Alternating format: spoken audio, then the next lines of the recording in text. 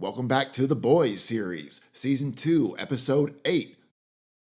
Season 2, Episode 8. We made it. It's the season finale. If you haven't yet, please take a quick second, subscribe to the channel. Greatly appreciate it, and let's get right into it. We start Episode 8 with a PSA teaching children what to do in case of a supervillain attack at school, saying the probability of an attack gets higher every day. You know, textbook political fear-mongering to children. Mallory and Newman attempt to meet with the president, but are told he's not interested by the Secretary of Defense. They've already bypassed the FDA, and they're approving law enforcement use of Compound V. Newman tries to explain this entire thing is being orchestrated by Vought. He says he knows and admits he hates it, but without any proof, there's nothing he can do. The boys are getting armed up. Huey says they can't just kill everyone, but Butcher says that is the plan. Wily Coyote.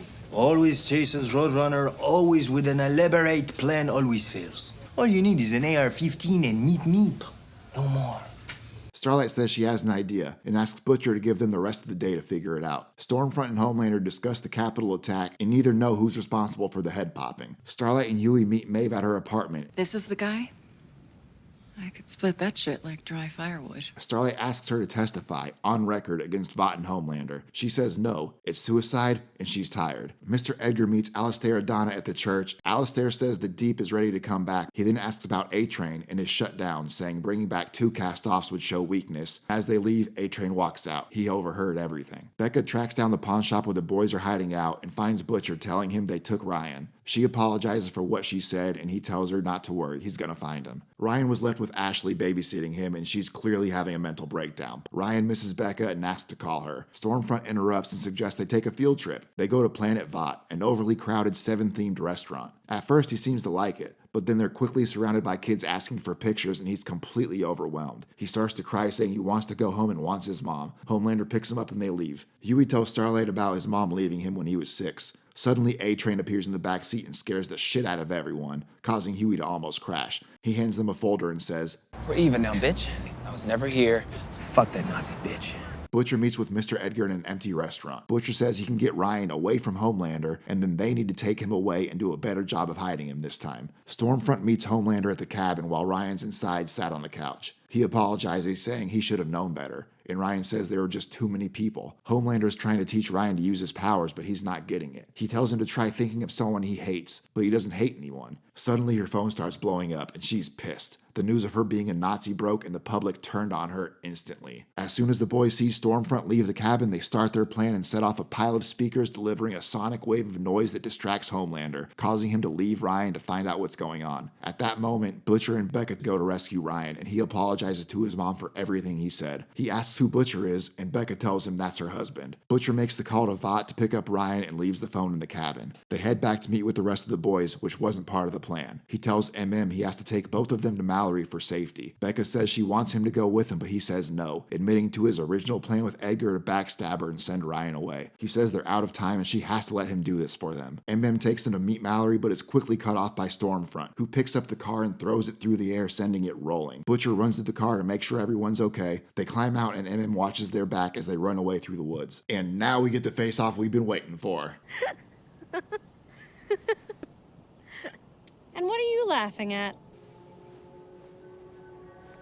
She says the truth is, she's gonna stick her boot up your Nazi kitty. The three start to fight, but Stormfront is too powerful, and she destroys all the weapons the boys had ready to go. She snaps Kamiko's neck, and just before she kills the others, Queen Maeve's badass shows up and saves the day again. Kamiko wakes up, unsnaps her neck, and the 3 girls beat the brakes off that Nazi bitch. My shit, you Nazi bitch! Girls do get it done.